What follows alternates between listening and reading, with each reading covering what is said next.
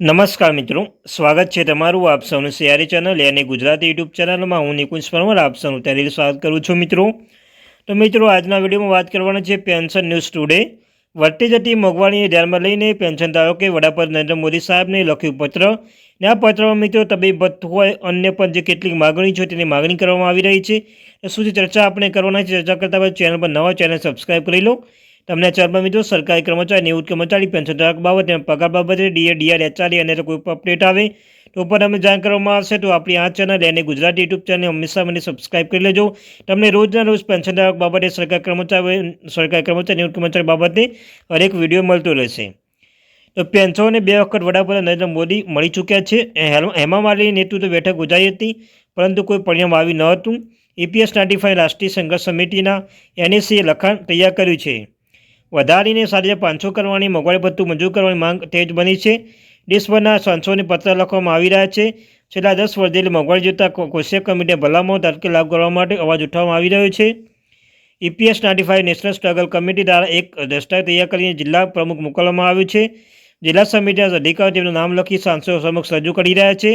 પત્રમાં લખવામાં આવ્યું છે કે EPS 95 નેશનલ સ્ટ્રગલ સમિતિ NSC દેશમાં 78 લાખ પેન્શનર અગ્રણી સંગઠન છે. તે દેશના 27 રાજ્યોમાં પેન્શનનું કલ્યાણ માટે સતત કાર્યક્રમ ચલાવી રહી છે.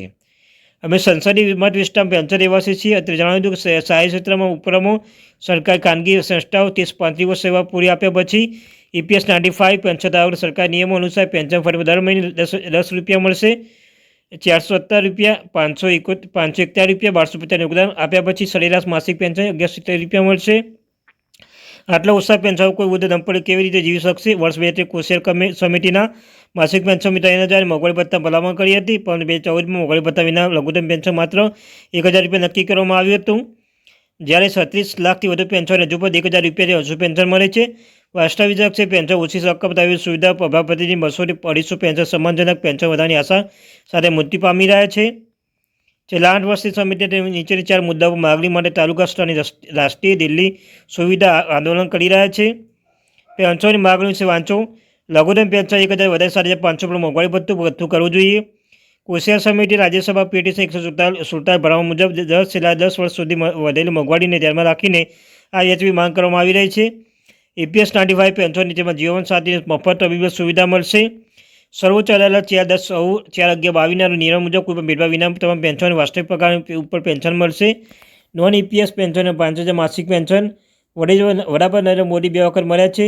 છેલ્લા 8 વર્ષ હેમા માલિની આગેવાની હેઠળ સમિતિના રાષ્ટ્રીય નેતાઓ 2 વખત વડાપ્રધાન નરેન્દ્ર મોદી મળ્યા હતા.